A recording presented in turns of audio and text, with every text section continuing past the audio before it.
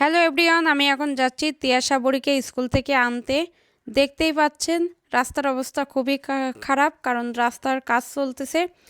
তো ছোট মামনি বাসায় রয়েছে, ও অবশ্য জেগে আছে, একটু কান্নাকাটি করবে না। তারপরেও কোনো উপায় ছিল না, কারণ রাস্তার অবস্থা খুবই খারাপ, পড়ে যাওয়ার সম্ভাবনা আছে, এই জন্য ওকে রেখে আসছি। তো স্কুলে চলে আসছি। তা দেখি স্কুল মনে হয় এখনও ছুটি হয়নি, তবে 2-1 মিনিটের ভিতরে ছুটি দিয়ে দেবে, বেশি সময় লাগবে না। ছোটো মামনি হয়তো বা একটু কান্নাকাটি করলেও করতে পারে। যাক, মামনি চলে আসছে, এবার আমরা বাসার দিকে যাচ্ছি। তিয়াশা বুড়ি খাবার খাওয়ার জন্য একটু বায়না করতেছে, কারণ স্কুলে যাওয়ার সময় আমাকে বলছিল যে মা, আমার স্কুল ছুটি হলে কিছু খাবার কিনে দিতে হবে। আমি বলছিলাম আচ্ছা ঠিক আছে, কিন্তু সমস্যা হচ্ছে আমার টাকা আনার কথা মনে নাই। তিয়াশা বুড়ি আমার পরে খুবই রাগ করেছে, কারণ স্কুলে যাওয়ার সময় আমাকে বলেছিল যে আমার কিন্তু আজকে খাবার কিনেই দিতে হবে, যদিও আমি বাইরের খাবার ওর তেমন একটা দিই না। তা আমার মনে হয় সামনে একটা দোকান রয়েছে, আর এখান থেকে আমি আর মাপ পাবো না। বলতে বলতেই ব্যাস, দোকানদার তো ছিল না, দোকানদারকে ডাক দিছে, এখন একটা খাবার নিচ্ছে। তো এবার বাসাতে যাব, বাসাতে যেয়ে স্নান টেনান করে ওকে খাওয়াইয়ে ঘুম পড়াই দেব।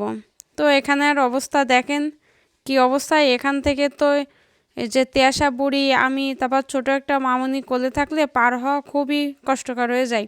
এই জন্য ছোটো মামনির বাসায় ডেকে আসছি। এই যে এখানে আবার কি হলো, এখানে আবার কাজ করতেছে, দেখি সাবধানে যাইতে হবে। তো মামনি সাবধানে যেও, কিন্তু আস্তে আস্তে যেতে হবে এখান থেকে।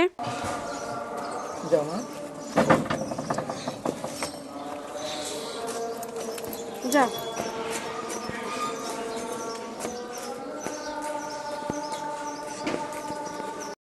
মামনি, তোরা কি কিনে দিছি? তোরা খাবার না কিনে দিলে আর হলো না। খেতে চাইছিল তো পাউরুটি, আমি টাকা গুছাই রেখে আছি, কিন্তু আমার নিয়ে আসতে মনে নেই। তোমরা কি করো? আসো আসো, স্নান করতে হবে, পরে আসবা না, বলো পরে আসবা না স্নান।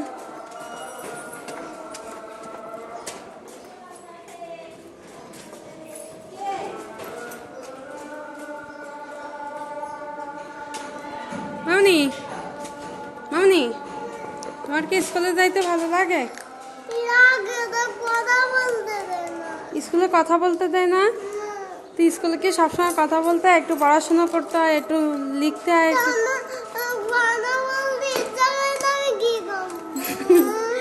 আচ্ছা, তুমি যখন আরো বড় ক্লাসে উঠবা, তখন তুমি খেলাও করতে পারবা, কথাও বলতে পারবা, পড়াশোনাও করতে পারবা। হ্যাঁ, এই তো আর কয়েকদিন পরে তো তুমি বড় ক্লাসে উঠবা।